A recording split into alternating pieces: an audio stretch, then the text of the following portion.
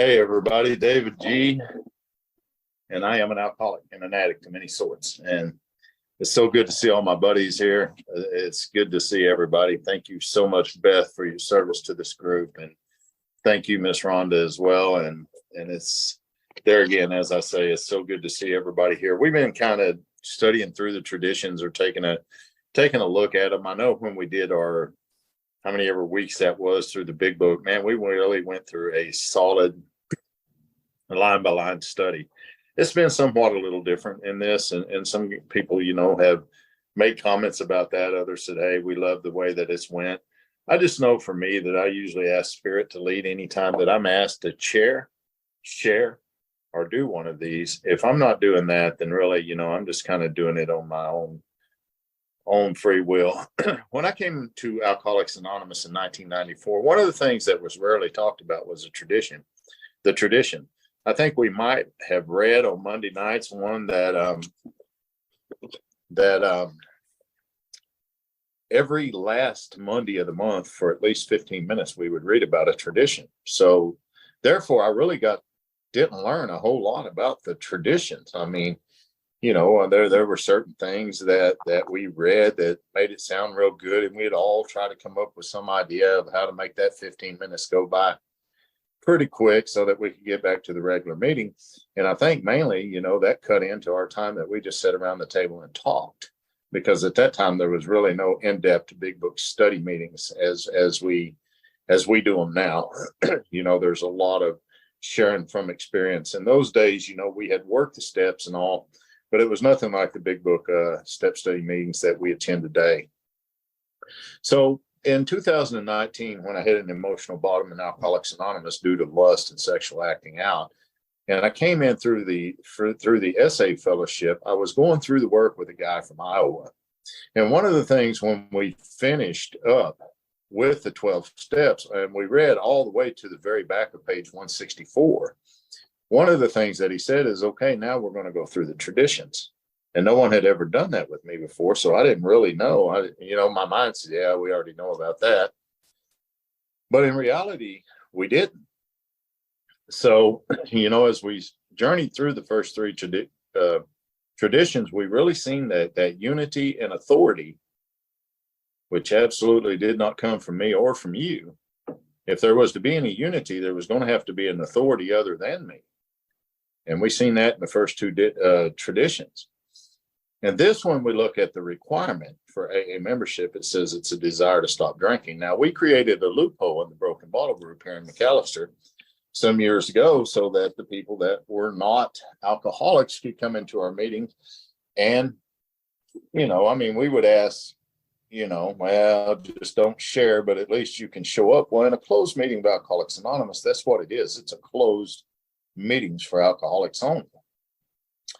But what we did is we said, just come in and say that you have a desire not to drink. And that qualifies you to come into our meetings.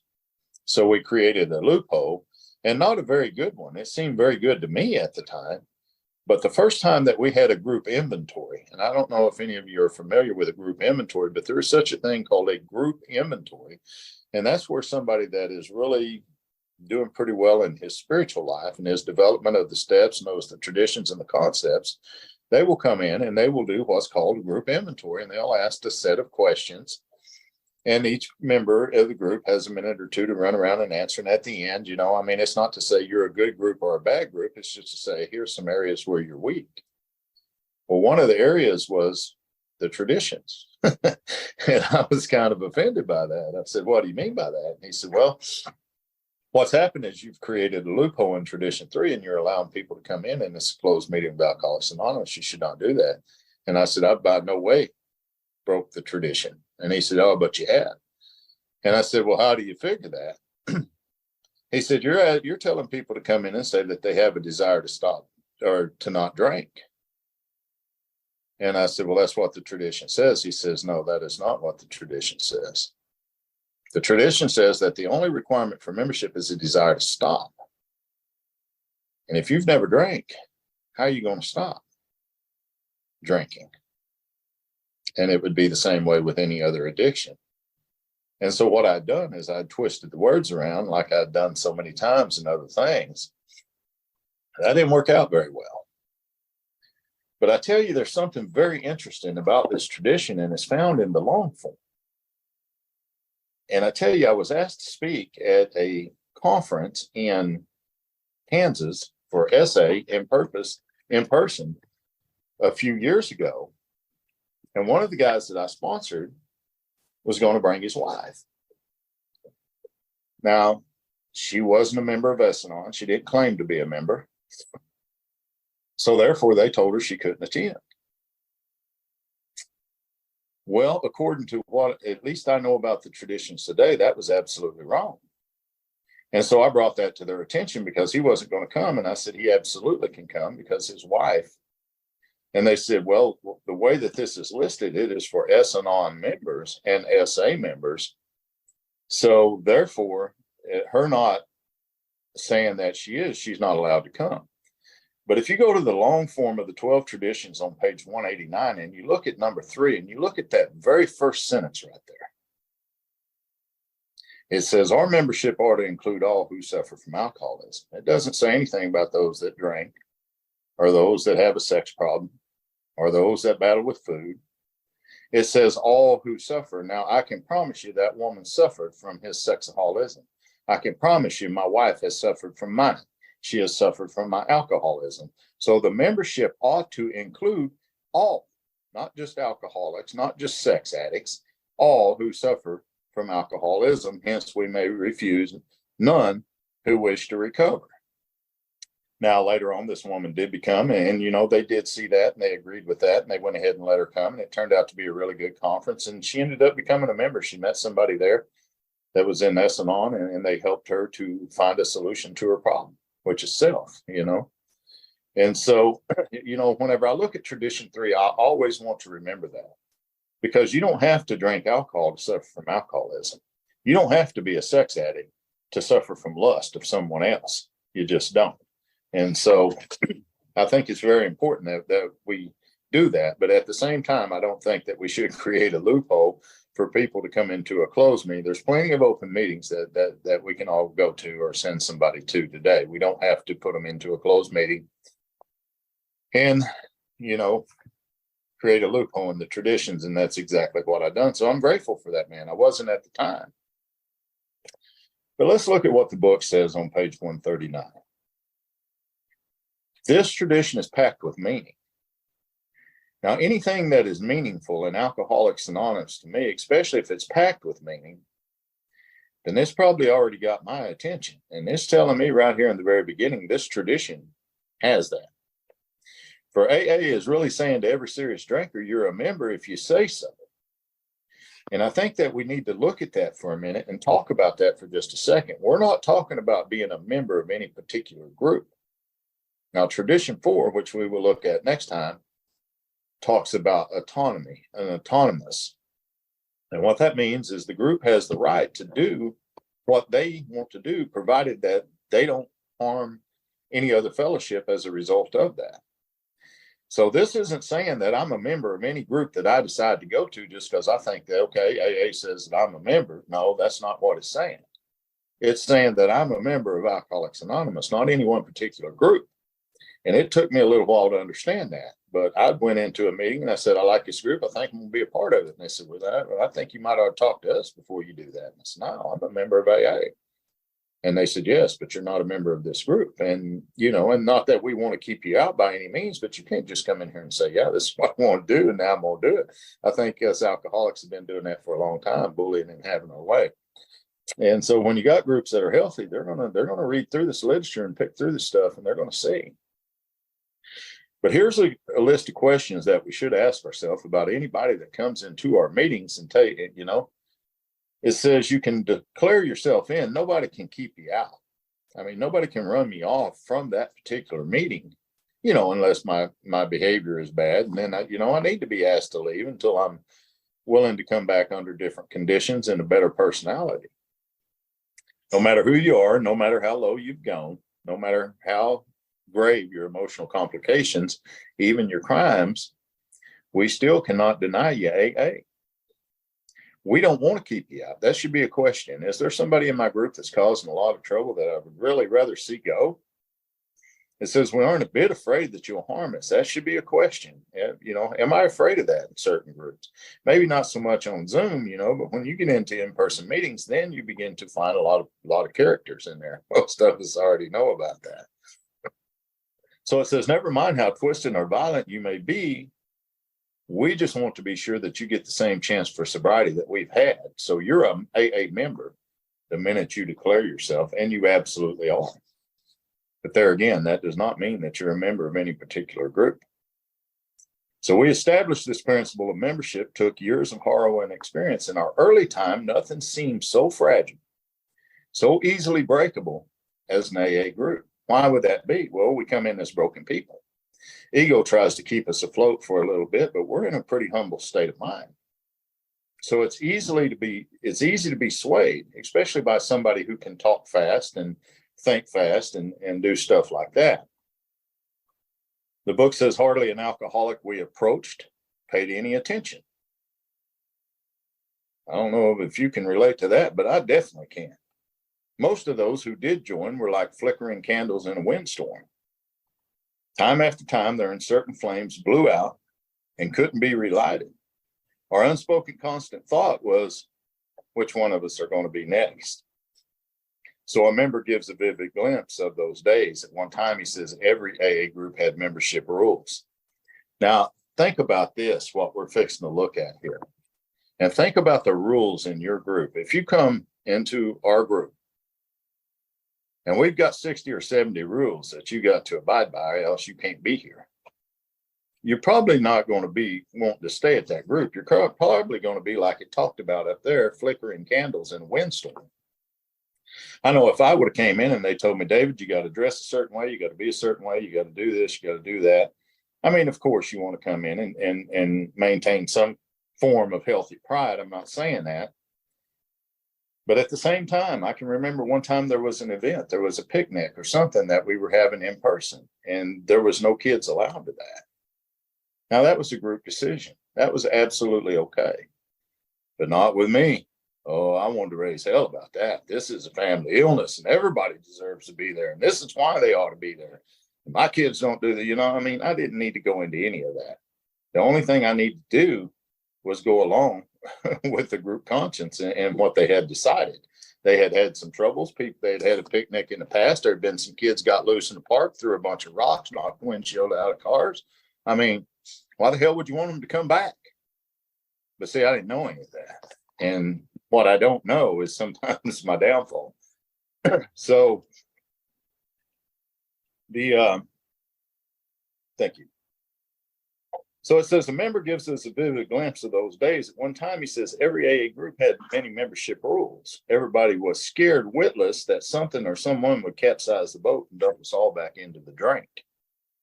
So the foundation office asked each group to send in a list of protective regulations. Now look at this. The total list was a mile long. If all those rules had been in effect everywhere, nobody could have possibly joined. And that's what we want to be careful with in our groups today. One of the things I do when I go to a new town and I go to an in-person meeting, I look at their board. I want to see how many open meetings they got. I want to see how many closed meetings they got.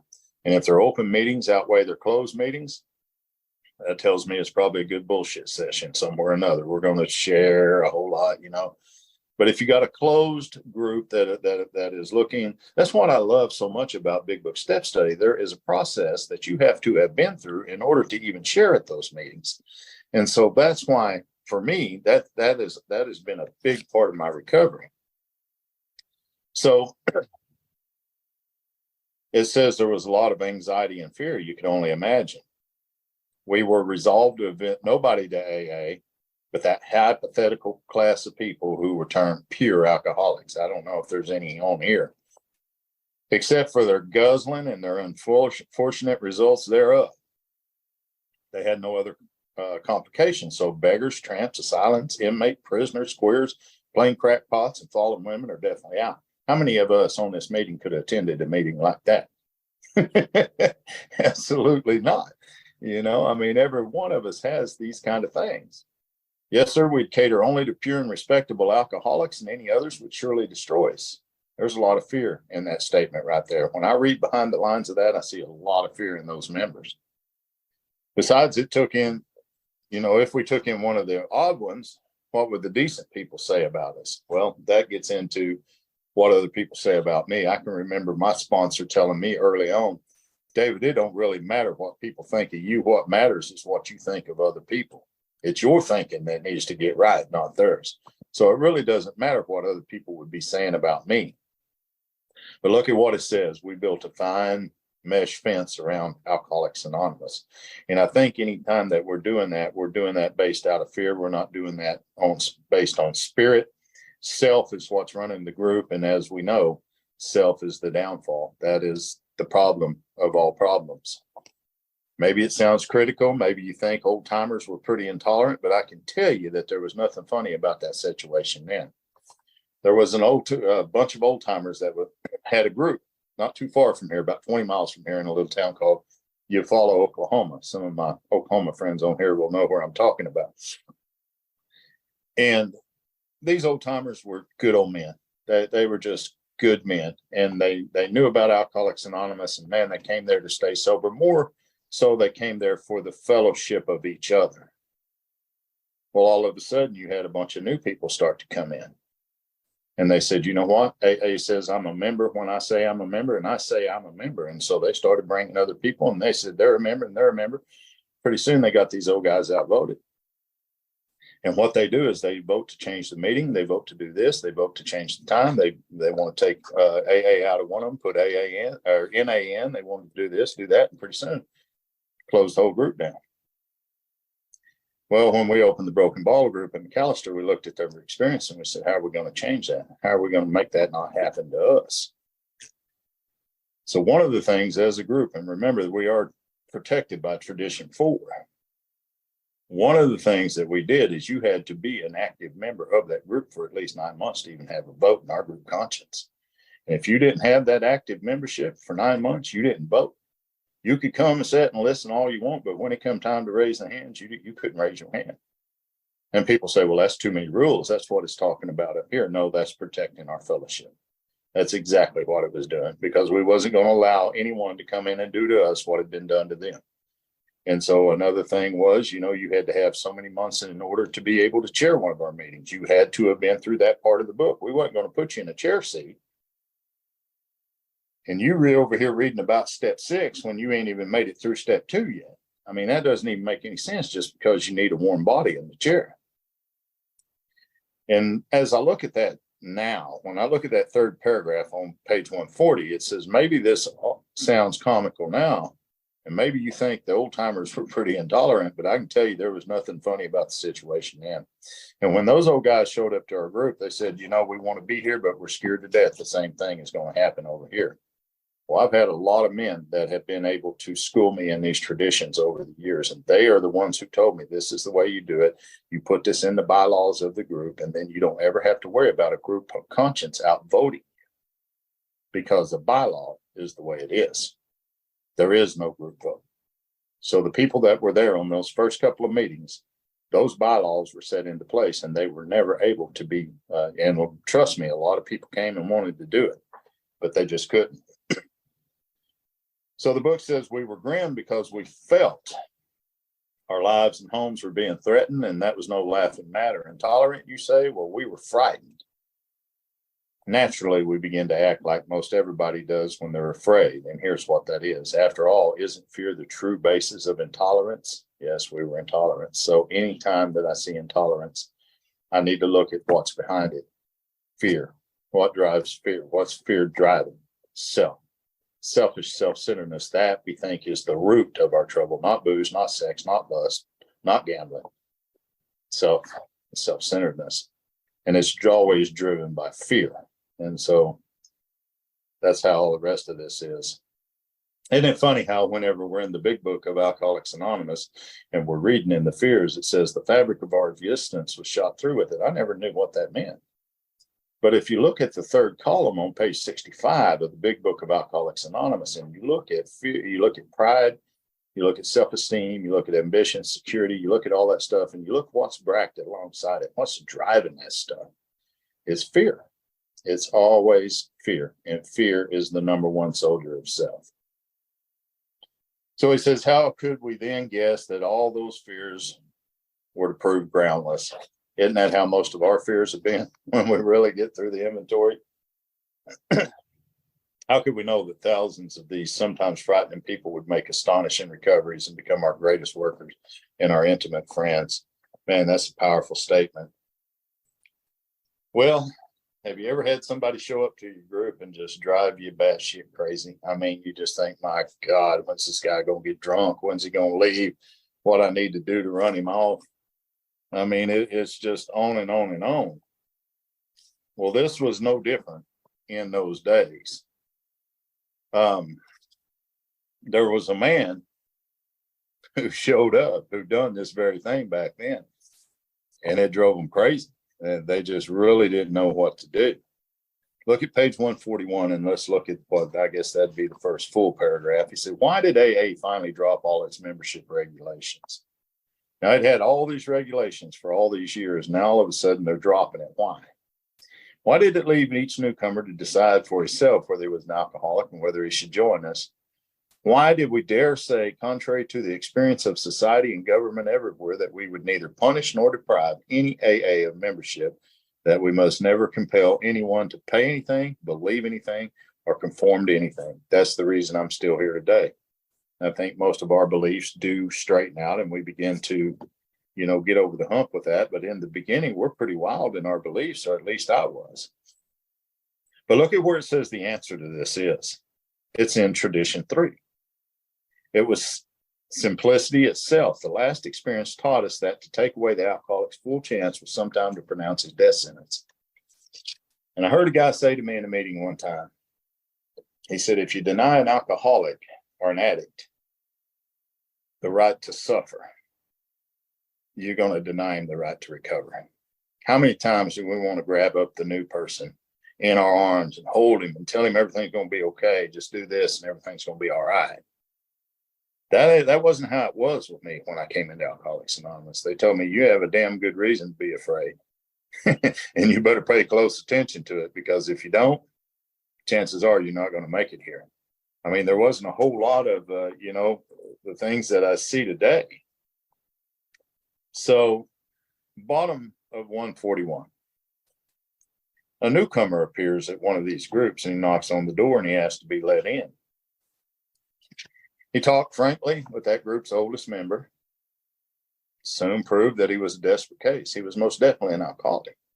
But this is going to be one of the first times that the book, the 12 and 12, begins to mention the addiction, another addiction of a member.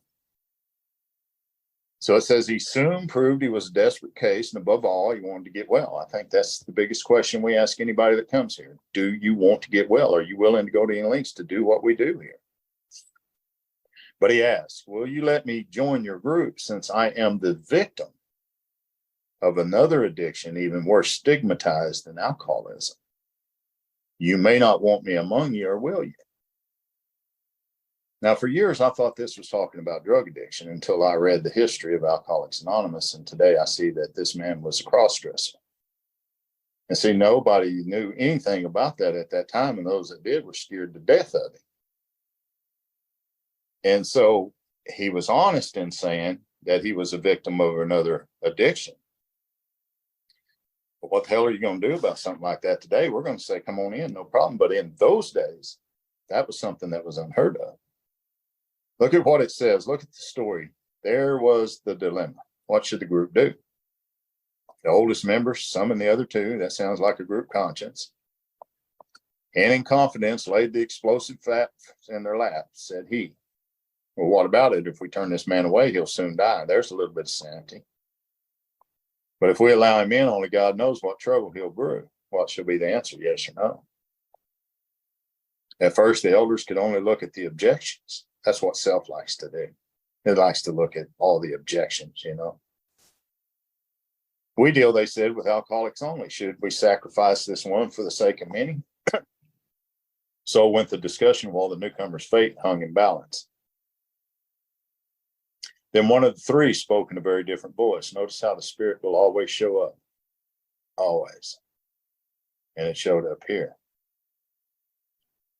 So went the discussion. Well, well, what are we really afraid of? He said, is it our reputation? Are we much more afraid of what people may say than the trouble that this strange alcoholic may bring? As we've been talking, 5 short words have been running through my mind. Something keeps repeating to me. What would the master do? Now, you hear this a lot in this tradition. Everybody will keep going back to this. What would the master do? What would the master do? I'd hear people in AA and closed AA meetings talk about drugs, and them old timers would come down on them hard with a whip, and I can remember kind of being in that crowd.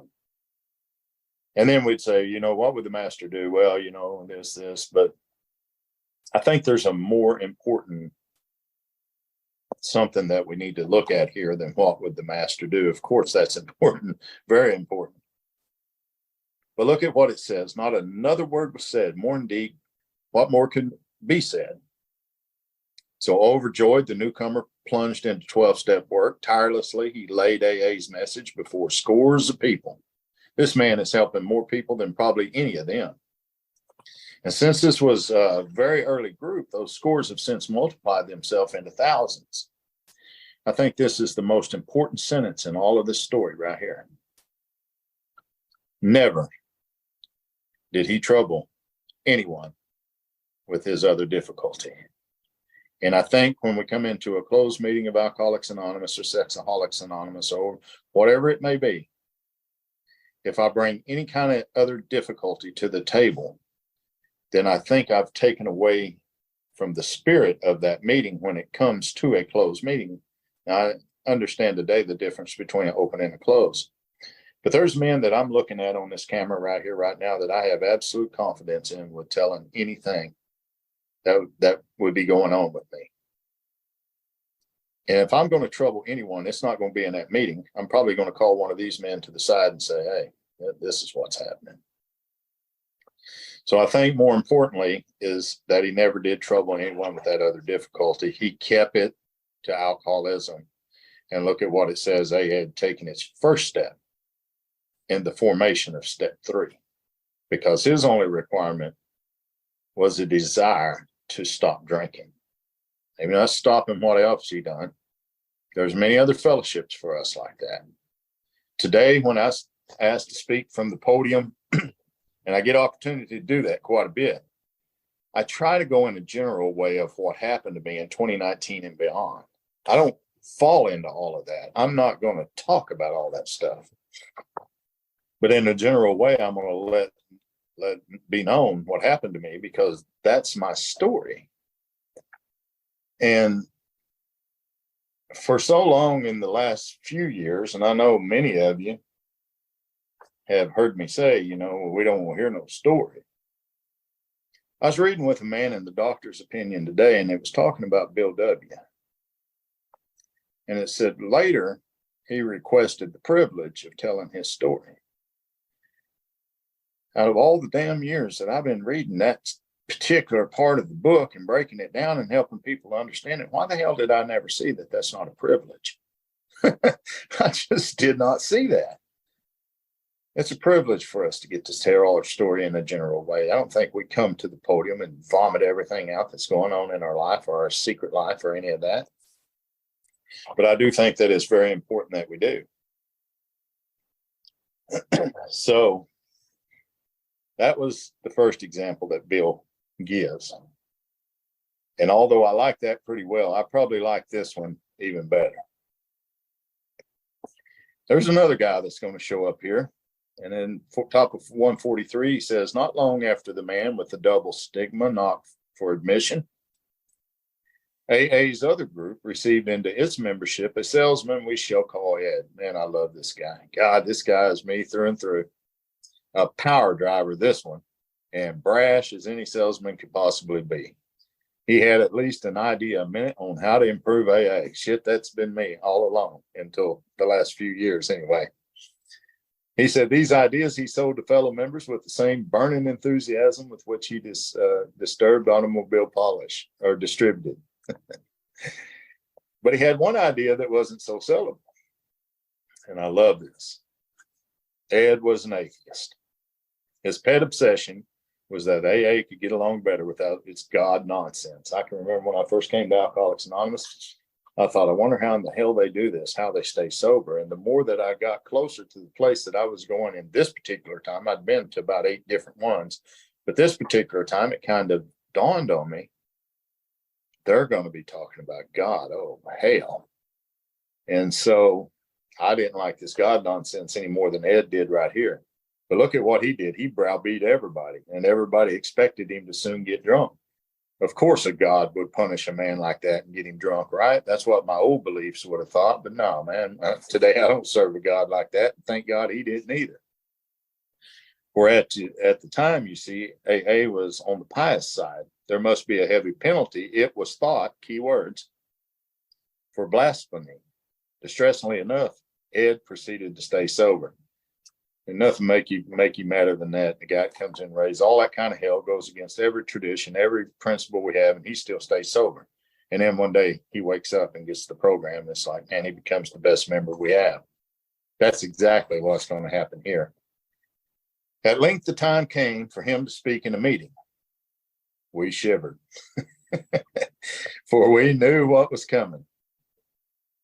He paid a fine tribute to the fellowship, and he told how his family had been reunited, and he exalted the virtue of honesty, and he recalled the joys of the 12-step work, and then he lowered the boom. Cried Ed, I can't stand this God stuff. They knew it was coming too. Here it is. It's a lot of malarkey for weak folks, and this group doesn't need it, and I won't have it. The hell with it. A great wave of outrage, resentment engulfed the meeting, sweeping every member on every single resolve. Out he goes. So I can remember I'd said a cuss word at a meeting one time, and I try to watch my mouth today. In those days, I was a loose cannon, but I had said something offensive. And I had a sweet little lady come up to me and tell me, son, we don't need that kind of talk around. God wouldn't like that. And I can remember saying to her, I don't think God cares which way I talk. He didn't care out there, and he doesn't care in here. And I'm just glad you're not him. Now, there's no way in the world I would talk to somebody that way today. And in fact, I was able to make amends to that little lady later on. But I kind of felt like Ed did here. To hell with it. I'm not going to have it. Well, the elders led him aside. And I think this is in 2019, this is what should have happened to me. Instead of casting me out for all the lust and sexual acting, I was completely wrong. I'm completely wrong. But instead of saying leave and don't never come back, what they should have done, the elders should have led me aside and said, hey, look, here's how we do things here. And if you're on board with that, you're welcome to come back here. But if you're not, you're going to have to leave until you change your mind about that. But nobody ever did that to me. A lot of people were intimidated by me and stuff like that, so nobody would do that. But I think this is what they said. Of course, the way these guys come about it is wrong, but he says they said firmly, you can't talk like that around here. You'll have to quit or get out. With great sarcasm, Ed came back at him, now do tell. Is that so? He reached over the bookshelf and took up a sheaf of papers, and on the top of them, laid forward for the book, Alcoholics Anonymous. Then under preparation, he read aloud, the only requirement for AA membership is a desire to stop drinking. You're not going to be able to kick me out here. There's no way you can do that. I mean, you can ask me to leave and if I'm out of line, I can be made to leave, but you can't keep me out. I can always come back as long as I have a desire to stop drinking. So relentlessly, Ed went on, when you guys wrote that sentence, did you mean it or didn't you? Could you imagine how them old-timers felt? The book says, dismayed, the elders looked at one another, for they knew they had him cold. So Ed stayed. Of course he did. Ed not only stayed, he stayed sober. And month after month, the longer he kept dry, the louder he talked against God. And the group was in anguish so deep that all the fraternal charity had vanished. When, oh when, groaned the members to one another, will that guy get drunk? And I can only imagine when you have somebody turning your fellowship upside down like that. Looking at it today, I would have been furious at this man, but looking at it today, I can see where that would bring a stronger growth to the group. I'm starting to see that in my personal life with my work now. So quite a while later, Ed got a sales job, which took him out of town. At the end of a few days, the news came in. He sent a telegram for money, and everybody knew what that meant. Or they thought they did. Then he got on a plane, and in those days, we'd go anywhere to do a 12-step job, no matter how unpromising. But this time, nobody stirred. Leave him alone. Let him try it by himself for once, and maybe he'll learn his lesson. I hate it when people play God and try to teach us lessons, especially ones that can cost our life. And that's exactly what could have happened here, and that's what could have happened to me in 2019. 5 minutes. Thank you. About 2 weeks later, Ed stole by night into AA member's house, and unknown to the family, went to bed daylight, found the master of the house and another friend drinking their morning coffee. A noise was heard on the stairs. To their consternation, Ed appeared, quizzical smile on his lips. He said, "Look how God works here. Have you fellas had your morning meditation?" He would have never said something like that. Something's happened to Ed. What's happened? They quickly sensed that he was quiet and earnest. In fragments, his story came out. Here's what he says. In a neighboring state, Ed had holed up in a cheap hotel after all his pleas for help had been rebuffed. These words rang in his fevered mind. "They have deserted me. I've been deserted by my own kind. This is the end. Nothing is left." And man, I can relate to that story so much, because in 2019, in my darkest hour, I reached for people and they just wasn't there. And after you've been a member in pretty good standing and have helped so many people, it's easy for self-pity to come in and say, "My God, what's happened to my people?" They were gone. I thank God for COVID every day. People say, "Oh my God, that's the worst thing that ever happened to the United States." Not for me. That came at a time when I wasn't really welcome back in any meeting, not only in my little town, but I'd been a circuit speaker throughout, and everybody had heard about this. And so they were all pretty tore up. But look at what Ed said as he tossed on his bed. His hand brushed the bureau near by touching a book. Opening the book, he read it was a Gideon Bible. Now, I've been a member of the Gideon in my day. I know what this is about. Most hotel rooms that you're in, then there's going to be one of these available. Ed never confided any more about what he saw or felt in that hotel room. He had a spiritual experience that night. I guarantee he did. It was the year of 38, and he hadn't had a drink since. Nowadays, when old-timers who know Ed foregather, they exclaim, "What if we'd actually succeeded in throwing Ed out for blasphemy? What would have happened to him and all the others that he has later held?" So the hand of providence early gave us the sign that any alcoholic is a member of our society when he says so. This is a powerful tradition. I'm here for 2 reasons today. One, freedom from alcohol, lust, and drugs. The other is to be relieved of the bondage of self.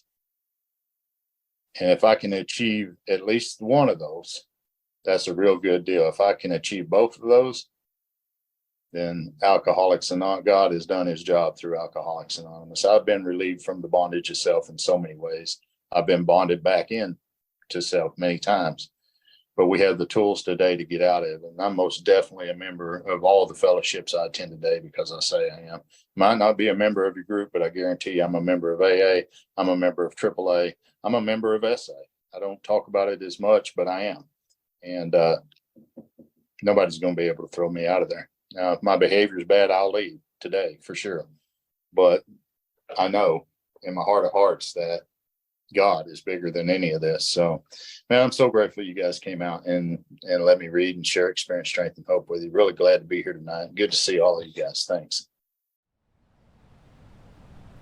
This concludes David's share, but we encourage you to keep listening as he answers questions from the group and shares additional experience, strength, and hope.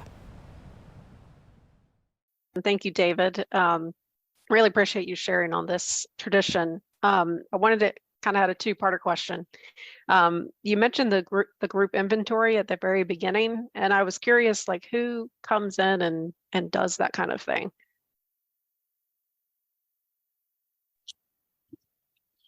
Thanks, Ashley. Usually what it is we will, as a group, we will vote, and usually we know members that have had long time sobriety and had a lot of experience with the traditions and also in the service work that they do. And so what we would do is we would throw out a name, and there were several people in our area. And that's what we would do. We would just bring them in, and there's information that you can download on the group inventory and take a look at what those questions consist of and what that person would do. And I don't know how this would work on Zoom. I've only done them in person, but that person would come in and they would have someone with them that would time, and they would set a timer, and they would give you like a minute or so. And they would just throw out a series of questions that, and really, like I say, it's not to say whether you're a strong group or a weak group or any of this. It's about areas where we could improve upon really being of service. And so the group inventory is a very important part of the group's health. I definitely would encourage anybody that haven't done that to do that, because so many times we can get in there and get to thinking that, well, we're doing all this good and that good. And that group inventory reveals a lot. I know that I had to really study up quick when I knew them guys were coming, because I knew that they were going to reveal some shit that I wasn't telling everybody else. So, it's just, I was still in the bondage of self in those days. That will put a stop to it quick. You got a guru in the group, do a group inventory with somebody who knows what's going on, and it'll definitely enlighten the group. So anyway, thanks for your question. Thank you. So is that like something you do during a group conscious, or? Well, we set aside a day for it, or Okay. They'd say like a morning, a few hours, and then we provided lunch, or we would do lunch and then we'd do that. Normally the other way around, because hell, after lunch you're ready to go lay down or whatever. But I think it's very important. I don't see any reason why, for a group that couldn't be done on Zoom. It really couldn't. I've also recently joined Al-Anon. My God, how could I have missed that for all these years, I mean, I've attended, but basically it was just so I could go over and tell about everything I know, instead of going over and learning what I don't. I want to read something here since we got a minute. It's from page 258 in the ODAT book. ODAT means one day at a time. It says, we hear it over and over again in both AA and Al-Anon. This program is spiritual, not religious.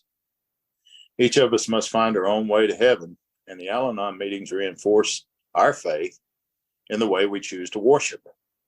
Whatever it may be, if our dedicated practice of Al-Anon helps us make a heaven on earth, no religious faith would quarrel with this unhappy outcome. Yet sometimes a member devoted to a particular religion may try to win others over to her faith, virtually convinced that she is only trying to help.